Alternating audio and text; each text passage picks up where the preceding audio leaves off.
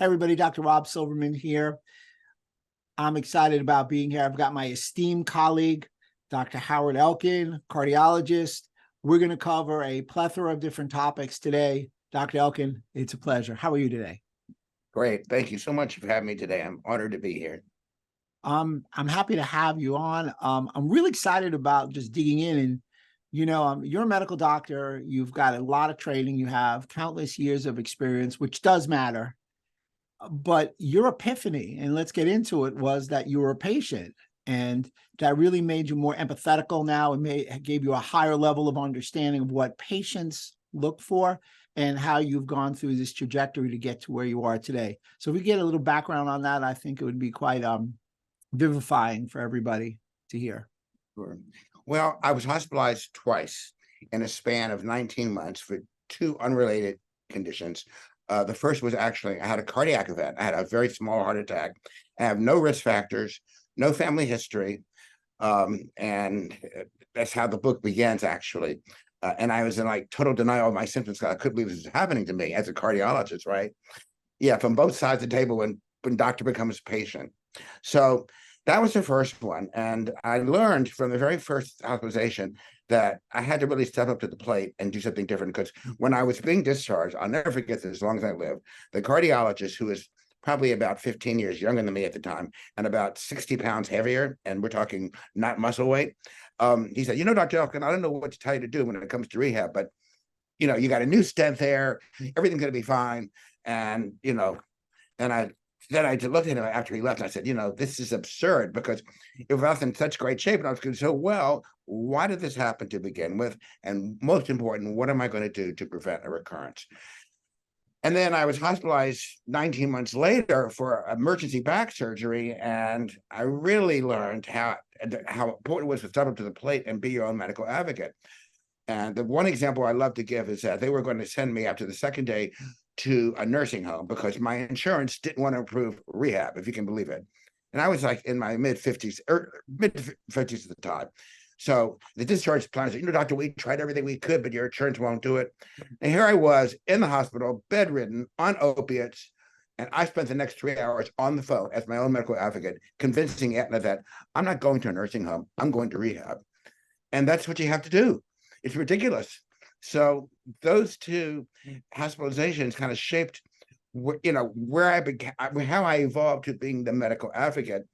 And now my quest is to inculcate to other people, because, I don't believe, I'm not a chef that doesn't, I don't really, I don't have secrets. I want people to benefit from what I do, and they have to take charge of their health, and that's what that's what I'm about. Is I create medical advocates. Well, that's impressive and that's compelling. Interestingly enough, I agree with you wholeheartedly that we need to get more people to be medical advocates. Unfortunately, and now comes the other side of the coin, most Americans are unhealthy. 75% of Americans are overweight or obese. COVID showed that we did not have resilient types of immune system. People who've listened to me have heard me say this over and over and over again. Poor choices, not great options, overutilization of foods. We're eating all day as opposed to intermittent fasting. We can go into that. So they should be their own medical advocate. But the real question is, and it's one that we should banter back and forth, have a little batonage, if you will. Where do they go to get the right information? And how do they know how to become a medical advocate? That is the million-dollar question that I have myself. As I read all these posts on Instagram and Facebook, and, I really don't think what I do is that special. It ends up being special because no one else is doing it as a cardiologist. But, the whole focus in traditional medicine, as you all know, has been, sick care, not really wellness care. And I think my profession is very guilty of that, as most of the traditional medical specialties.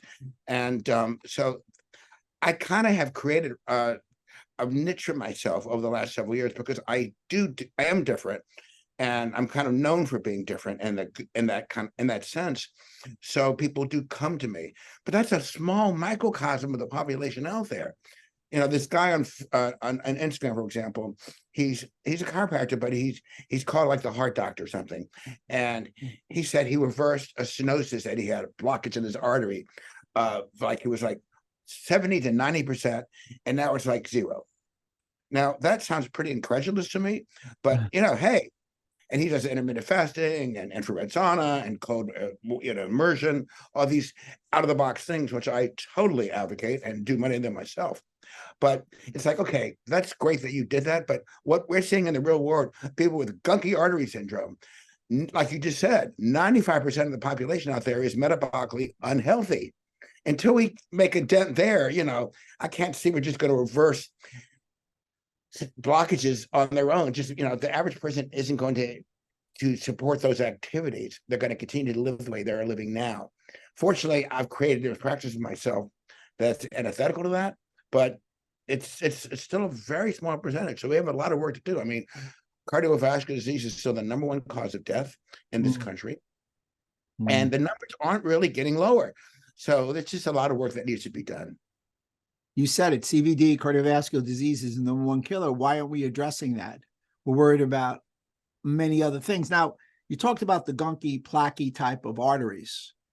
How does that happen? How can we avoid it? And can you reverse it to a certain extent? Right. And I'll hit you with one more. I know I'm piling on. I apologize. And you may want to address this in reverse engineering order. I was told that you do not see any changes in blood pressure to the 70% blockage in hemodynamic pressure. So I just threw it all out there. Take them one at a time. Okay. This is weighted questions, but first of all, but the first one, help me out again. The 70. You don't see a change in blood pressure right. from clotting till you have. Well, let me start with the first part. I have it correct. Okay, so what causes heart disease to begin with? What causes these gunky arteries? Now, when I was a fellow several years ago, we just thought you got a blockage, it's 30%, it's 50%, then it becomes 70%, then it becomes 90%, then eventually it just closes off and you have a heart attack. Well, that wasn't true at all. We learned later that most of the blockages we see in real life are like 40, 50%. But what happens, there's inflammation in those arteries. And that inflammation is the key. It's not just the key to heart disease, it's the bane of our existence that relates to heart disease, cancer, autoimmune disorders, and also Alzheimer's. All 4 of those big diseases of aging have that one thing in common, inflammation. But when I was a fellow, Rob, you never heard that term inflammation. It just didn't exist with regard to heart disease. And take me, for example, I had probably a 40-50% blockage, but for some reason it ruptured and I had a plaque, a blood clot, and I had a heart attack. Thank God it was very small and I had appropriate attention. But so people have to realize it's not just the artery disease itself, it's inflammation that's ongoing, that'll perpetuate all these diseases of aging. And that's why we aren't getting healthier as a nation. Now, the blood question. It's funny you say that about inflammation. We go back to that Time magazine. I think it's 2004, almost 20 years ago, where it said inflammation, the hidden cause of chronic disease. You probably can see that picture right now. I'm a big believer in what we do when we, our common ground is functional medicine, if you will, to manage and modulate inflammation. But I didn't mean to interrupt you. Take it away. And that's really important because in traditional medicine, it's like, okay, symptoms. So, we doctors, we search for symptoms, right? Patients come to us with symptoms. And then what do? We get them to treatment. But there's something we left out. It's symptoms, cause. What is the cause? And then we treat. But unfortunately, we aren't really taught that in medical school. So even when you, when they say you get a stent, which is a life-saving procedure in the correct conditions, right? But it's really a sophisticated Band-Aid because the procedures, the disease process itself is going to keep going. If we don't address the inflammation, you're going to end up with a stent in another artery, another heart attack, or stroke, bypass. I mean, I'm very lucky. Most of my patients end up with one stent. We don't have recurrent stents because I press prevention. I press patient being their own medical advocates. But I admit I have a very select group of patients that come to me that really want change. The average person, I don't know how much they want it because look around. I mean, look at the obesity and the epidemic in this country now. People are not getting healthier. And so I'm trying to address as many people as I can, but there's a select number. So it is about inflammation. And you asked something about blood pressure. I want to get back to the blood pressure question. Do that again if you would. What question do you have about blood pressure? I was told that actually a patient told me this, that through the telephone game from a medical doctor, that you will not see a change in blood pressure till you have 70% plaquing in the arteries. That's not true. Well, that is good to hear. I mean, all right, I treat hypertension pretty seriously because it's still the number one risk factor for coronary disease. There's nothing to debate about that. We know that it runs in families. So there's a genetic tendency. We know that it increases as we get older. We know a lot of things about it, but we really don't know what the cause is. We really don't know what makes a person hypertensive other than this is genetic tendency. But the bad thing about hypertension is that it disrupts your endothelial function. And the endothelium is one cell thick. It's a semi-permeable cell, and it lines all 60,000 of our vessels.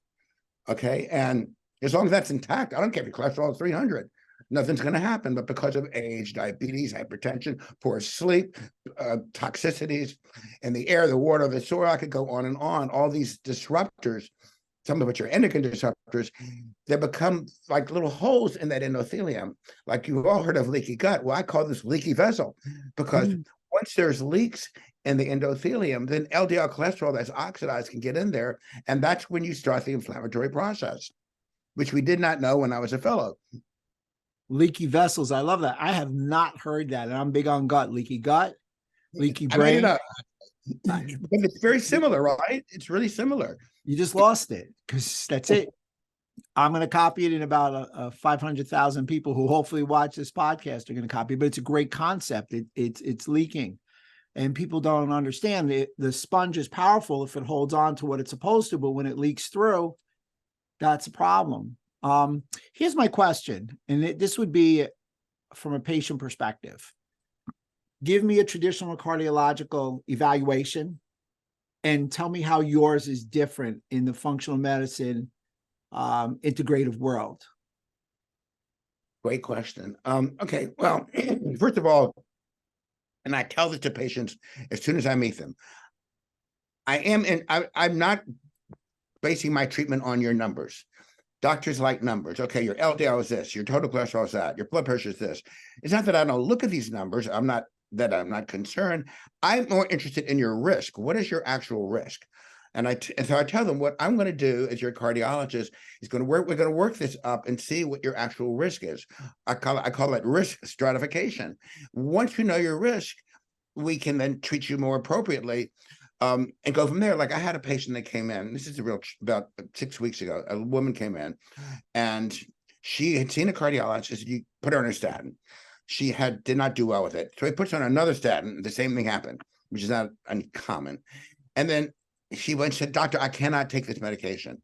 It's making me sick. I can't move. My muscles hurt. I'm in pain." Well, you have to take it. What do you mean have to take it? You'll die if you don't take it. This is what the doctor tells the patient. Unfortunately, she did the right thing. She got rid of him and came to me. And I worked her up. And I found that, you're not really high risk to begin with. I don't think you need to be treated for your cholesterol. And see, they often target middle-aged women because they're so compliant. And if you say, okay, you need to be on a statin to prevent heart disease, they'll take it. This woman, really did not need to be on a statin because she wasn't high risk. Now, how did I determine that? I do specialty cardiac labs. Now, the two that I tend to favor are Cleveland Heart Lab and also Boston Heart Diagnostics. Cleveland is really easy now because they were bought up by Quest Diagnostics, which is the largest lab in the United States a few years ago. So all you have to do is go to Quest Lab and they'll draw it and send it to Cleveland.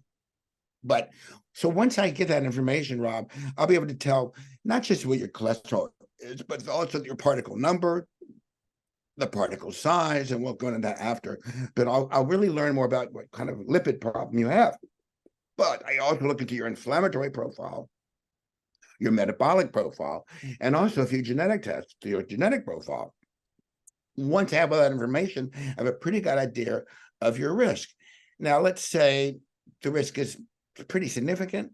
Before I start playing around with medications, because this is a chronic condition, I might want to order a coronary artery calcium score, a scan, because that tells me the degree of calcification in the coronary arteries. It's a I'm going to call timeout. That's great. So the reason I'm asked is I'm in my 50s. I went to the cardiologist. He said that he feels, he looked at, of course, I had a functional medicine guy pull the blood, and he said everything looks okay, certainly for my age. And I asked for a calcium score, and he didn't want to give it to me. So, right. And I'm like, look, he's like, well, you may not be perfect. I'm like, listen, I know how old I am. I make no bones about it. I just turned 58. I'm good. I'm not going to be perfect because I know I'm not going to live to 160. But the reason I stopped you is, could you tell everybody when to take that exam? And typically insurance, if you're a low risk like myself at this point, the test is 100 to 250 out of pocket. So I wasn't trying to stop your fuego, but I know that most people are listening to us are 40 to 60 who want these tests. So please talk about that calcium score, like who should take it. I really believe in this test. I've been doing it for a long time. And the cash price, now, for some reason, Medicare covers it, but most PPOs won't. They still want to call it a screening test. I don't get it, but anyway, I don't make the rules. It's about $190 if you go to Harbor, UCLA, which is where I bring my patients. But you'd say between 150 to 200 or so. Most patients are willing. I've had very few say, I'm not going to do it. They're willing to pay for the test and go schlep to, Torrance to get the test done if they know that it's going to benefit them. Then I say, I don't want to just treat you with medication for your cholesterol. I want to see what your risk is and see whether you have any pre-existing disease.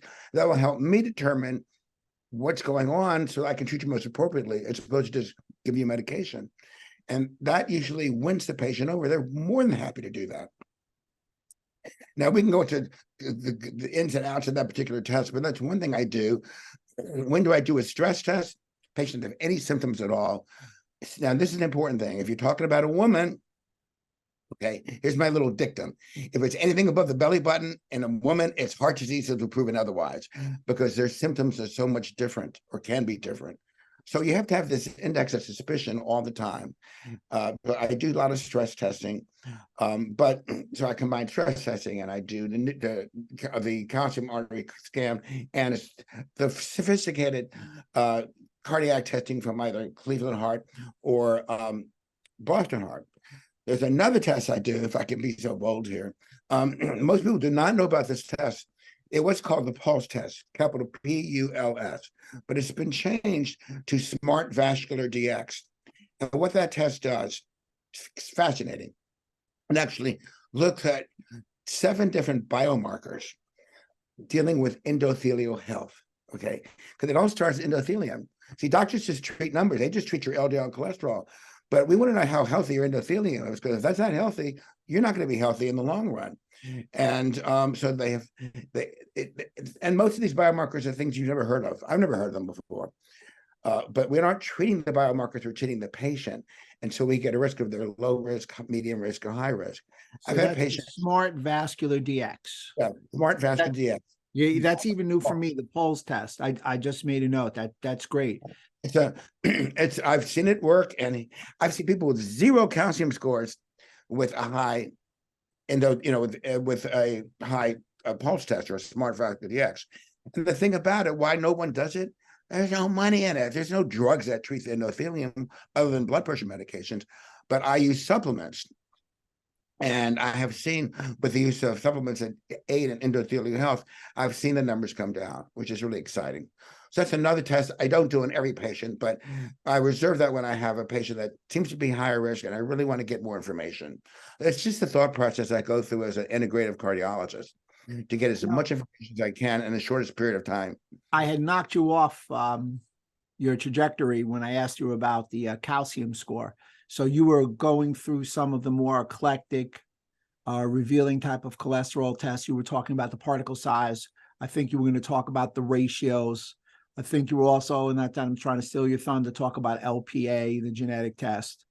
So I want you to share that with the viewers. Yeah, all that is included when you do these sophisticated tests, either Cleveland Heart Boston Heart Diagnostics. So LP little a, let's take that one. It's getting a lot of attention now, finally.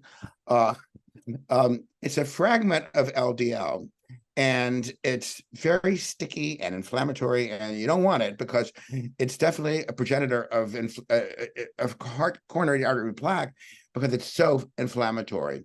Now, most doctors don't check for it, but it's easy to check. And once you get the value, you know, is that about 20 to 30% of Americans have elevated LP(a) and do not know it because it will not be checked in a standard lipid panel. Okay. And I think one of the reasons, Rob, why it hasn't been popular is because there's no pharmaceutical treatment for it, at least up until now. So I've had a lot of success using niacin, which is actually vitamin B3, but of course we're using it in larger doses than we normally use for vitamin. But I have found that to be successful in a lot of my patients and lowering the LP(a). Also, the new injectables, we call them PCSK9 inhibitors that are really indicated for LP(a) can treat it.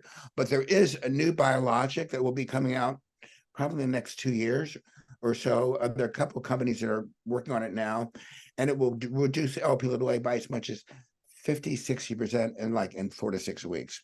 So that will be a game changer because lifestyle doesn't affect it. Diet doesn't affect it. Exercise, stress management. Unfortunately, I'm a big fan of lifestyle modification, but it won't help LP(a). LP(a), it's particles similar to LDL. Like you said, it's a fragment, it's sticky, it's inflammatory. You can get your level of LP(a) can be determined actually by your genes. We all know that genes aren't your destiny. They load the gun, they don't fire the gun. We've heard that. Essentially, you want a low amount. It's not that responsive to lifestyle as much as the other markers. Yes. However, it should be a standard in all cholesterol tests. Especially in young people. I mean, I get people in their 40s and 50s with heart disease. Excuse me. So it should be a standard, yeah. But again, because doctors don't know how to treat it, why look for it?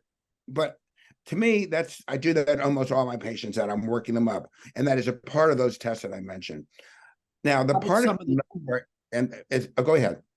How about some of the other things, okay, and you're going to love this. This is the perfect setup. I played point guard, so you'll love this. Doc, I went to somebody else, and my total cholesterol was high. My LDL was high, not knowing their HDL was also high. And he would put me on a statin. What do I do? So that leads you right into your ratios and your particles. Right. Exactly. First of all, you might need to get another doctor, because if they aren't thinking outside the box, they're just going to treat you based on the total cholesterol, triglycerides, HDL, LDL. That's it. That's what they, the ratio. But I want to get this information, and let's talk about particle size for a minute. I'm really big on particle size, and have been. Many years ago, I spent a couple of days at Berkeley Heart Lab, which is no longer in existence, but Dr. Robert Silverman was the main guy behind particle size, rather. So all you got to remember one thing, guys: bigger is better. The larger the particle size, the more likely it is to not get oxidized and start the inflammatory process. So we measure the LDL, like, for example, Cleveland measures it in angstroms. So you actually get a measurement. This is how big your LDL particle is. So you want to be large and fluffy, or large and buoyant. Well, you don't want a small dense. Why? Because small dense is more likely to get oxidized, and then it can burrow into the wall of the artery, those leaky holes we're talking about, and that's what starts the whole process. But how would you know that? You won't know that. There's a hint: if you have a diabetic and they tend to have low HDL and high triglycerides, you can bet they probably have small dents, but you don't know for sure. There are a lot of people that have a normal kind of profile, and yet they have low, small particle size. So you don't really know unless you test for it. So I always say, test, don't guess. Without question, indeed. I think the study was 2005. It was Harvard University and the Medical University at Alabama. And they did the VAP test, which no longer is in existence. Right. It's branched out. I think they found out that if you test for the particle size, it's 3 times as effective to determine a heart attack versus standard. So next step, APOA and APOB. what are they? And I have to tell you, you're up against Peter Tia because he did a great job of actually saying the molecule. Yeah. So ApoB is thought to be, it really reflects your LDL. I just look at LDL because it's so universally accepted. And it's really, to be honest with you, I know Peter Tia makes a big deal about it. ApoB is probably a better measurement as far as prognosis is concerned. So the higher the ApoB, the more likely you are to have real heart disease.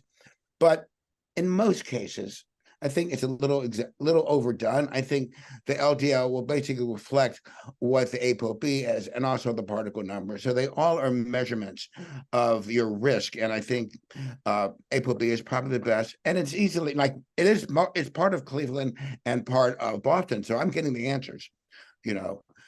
But they do correlate very well with LDL cholesterol in most cases. So if I could extrapolate, the low level kind of rudimentary is just HDL, LDL, total cholesterol. The next step up would be APOA and APOB, a better test. The top level test would be the particle size. And somewhere in the middle to help yourself out would be the ratios of specific things. So the standard composite test you may get from the regular primary doctor is antiquated, if I could use that word. Yeah, I mean, I'm not so big on ratios. I'm not, being not a mathematician, but I look at them, but they're not like, it's not so much a huge thing for me. But another thing I want to talk about, if I could just digress for a second, is about HDL. So HDL is thought to be I call this healthy cholesterol, and LDL is lousy cholesterol. Now, you already know, talking about particle sizes, that it's not quite that simple. But with HDL, we've known for years that it stands for reverse cholesterol transport. So you have cholesterol throughout your body, and you want to get rid of the LDL that you don't need. So it goes to the liver, but doesn't go by itself. It's packaged with HDL, and that's called reverse transport. So you're going from the periphery to the liver, and that's where it's disposed of. Now, but it's not as simple as we thought. Like back in the 90s, I think, was the first trial, and definitely another one in 2000, in which there were trials in which we were trying to find medications, pharmaceuticals, that could actually increase your HDL because we thought it was so favorable. But actually, it backfired. Both these trials that I'm thinking about now were halted because there were actually more deaths and more myocardial when we tried to, from the outside, exogenously increase your HDL level. So it's more difficult, it's more complicated than that. Now, the new test that Cleveland does, which I really like, it's called HDL functionality. So it actually lets me know whether or not your HDL is functional. You can have a HDL of 100, but what if it's dysfunctional? That means you don't have the benefit of reverse cholesterol transport. So again, you won't know this information unless you actually do the test. And I think that's very interesting. And we've also, there's a big study, I talked about this, I think I did an Instagram post in it maybe a year and a half ago. And I think it was out of Europe. It was out of England or Germany, in which they said the ideal HDL is probably between like 60 and 80. And much above 80 maybe doesn't really offer any other advantage. In fact, it may be disadvantage. So very interesting. I can't quote that study now because I didn't review it recently. But so I go for, if you have a level between 60 and 80, that's pretty cool. Do you need anything higher than that? Probably not. And it could actually work to your detriment. And also, you have to remember, if you see really high HDL, you have to question whether or not your patient is drinking alcohol. Alcohol clearly increase your HDL, and not in a good way. We forgot to talk about two things when it comes to cholesterol. And, I have a couple people that are watching over here, and they're just like taking notes at a rapid pace, because they're just like, these are the things that I have to go when I go to medical doctor. And they keep pointing like, Rob, you take these tests and everything like that. We forgot to talk about triglycerides, and we forgot to talk about sugar's effect on cholesterol. Okay. So triglycerides. So there's 6. The major risk factors for heart disease are hypertension, smoking, hyperlipidemia, or high cholesterol, diabetes, obesity, and physical inactivity. But there's a whole host of secondary risk factors, and that list is actually increasing. But one of them is triglycerides. Now, I personally think triglycerides is very important, but it's, even if it doesn't tell you, I mean, it's not a good thing to have. It's definitely a marker of poor metabolic health. So the higher triglyceride level, the higher your metabolic health, it's not going to be good. So we have this thing called metabolic syndrome, which I think there's 90 million people in this country that have it. I mean, it's ridiculously high, but don't take my word for it. Just look outside, and who do you see? Obesity. So anyway, triglycerides are high, and we tend to see it in diabetics, pre-diabetics, and metabolic syndrome. So it clearly is a marker for poor metabolic health. So I look at, yeah, it's very significant. That's one of the first things I look at when I get the panel. The other thing was, besides triglycerides, Sugar. Which one? Sugar, insulin. Sugar. Oh my God. Okay. People ask me all the time, what's the ideal cardiac diet? You know, I mean, I've been asked these questions since I've been a cardiologist. And when I tell them the number one thing is to reduce your sugar and carbohydrate intake, they look at me, well, what about fat, cholesterol? I said, you know, if I hear once more that and increase your risk of heart disease, we've known for at least since 2016 that that's not true, you know, because cholesterol and your food does not equate to cholesterol in your blood. Anyway, so eggs are a very healthy part of certainly my diet. But anyway, eggs. You said eggs. Do right. you want to be clear? You meant not just egg whites. You meant egg whites. Eggs, right. Egg whites are like so last century, guys. There's no need. When I was competing in bodybuilding, I would have these 8 egg white, egg whites, and maybe I was allowed 1 yolk. I mean, it's ridiculous, because we were also very into you trimming down and being ridiculously unhealthy, below body fat. But there's no need to do that. There's no desire. There's no advantage in skipping over the egg yolks, high in lecithin and a complete source of protein. So it's a very good thing. Sugar is the nemesis. So I tell patients, sugar, and starchy carbs. That is your nemesis. That's what you need to focus on. First of all, if you focus on that, you'll lose weight. You'll feel better. Your brain will like you. More than likely, you'll be cutting on inflammation. Why? Because sugar is the most inflammatory thing that we can ingest. It's like pouring gasoline over a fire. Okay. Wow. And that fire is happening within our arteries. So it's really important. And that's my big thing. I spend more time instructing people on glycemic index. I don't count calories. I don't count grams, but I do look at the glycemic index. And that's what I really try to really emphasize with my patients, because so many people still just carbs are an addiction. It really is. And I get it. It tastes good. It adds texture and variety to our diet, but we don't need it. It's not exactly healthy, and your brain thrives with fat. Well, carbs are not essential. Fats and protein are essential, or at least amino acids for protein. Right. So let me switch gears, because I want to wind down. I know you're really busy. Longevity is the topic of the year, without question. You as a cardiologist, as an integrative cardiologist, share with our viewers some biomarkers you would look for longevity. I have mine, but they want to hear yours for now. Okay, so this one lab. Well, first of all, a couple of things. I should mention one lab real quick, and then we'll go to the other lab. There is a great, for biomarkers for aging. Have you heard of True Diagnostics? That's a lab here, and they check. They really look at all these biomarkers, and and really kind of help give you your biologic age. So we have a chronologic age and we have a biologic age, right? And we want our chronologic age to be less than our biologic age, because we want to live longer and better. So there are tests for that. But there's one test that I might want to mention, because your audience will be hearing about this in the future. It's a new test. It's called Cardia X, CARDIA with an X. And it's from the name of the lab. Oh boy. They're out of the Bay Area. Okay, I'll go come in a minute. Anyway, they test for like 25 different genes. related to the cardiovascular system, which is really exciting because in other words, I always tell in my book, I write treating hypertension is like trial and error. You don't know what's going to work. Diet, exercise, we know that diet and exercise will help, but what about drugs? What pharmaceuticals are better? And there's actually genes that will tell us this person will do well with this type of drug or this type of diet, or maybe they do need low salt, maybe they don't, salt's not an issue, or with this kind of supplement may be better. The same thing with metabolic syndrome. So you'll be hearing a lot about this. It's really new. It's not covered by insurance, like so many functional medicine tests. And it's called Vibrant Wellness. That's it. Vibrant Wellness. It's a component of Vibrant Health, and they're out of the Bay Area. So I'm starting to use that now.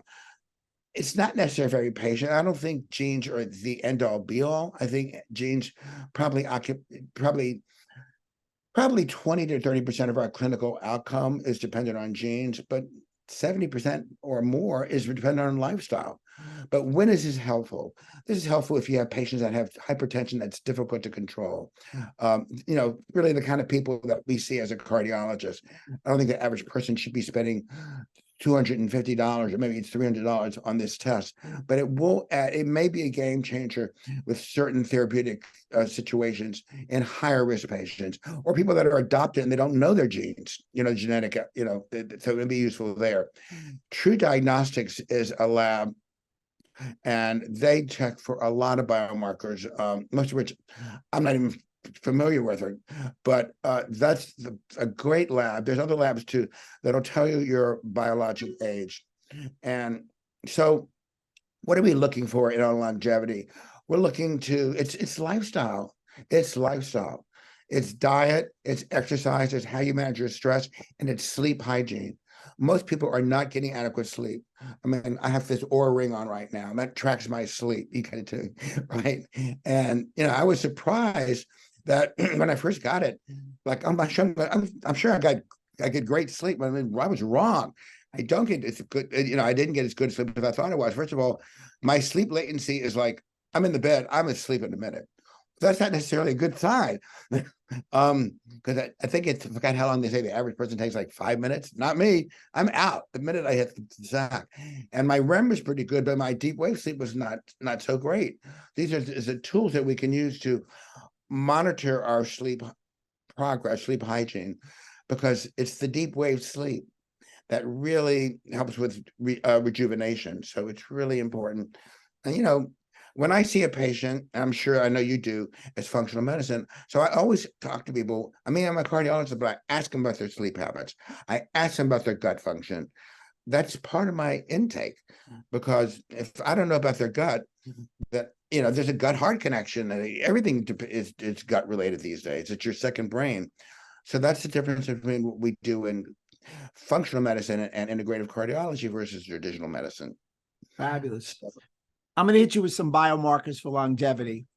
One, I'm looking at inflammatory markers. So some of the inflammatory markers that I'll test for interleukin-1 beta, interleukin-6, which is the most dynamic marker. It was well known with COVID.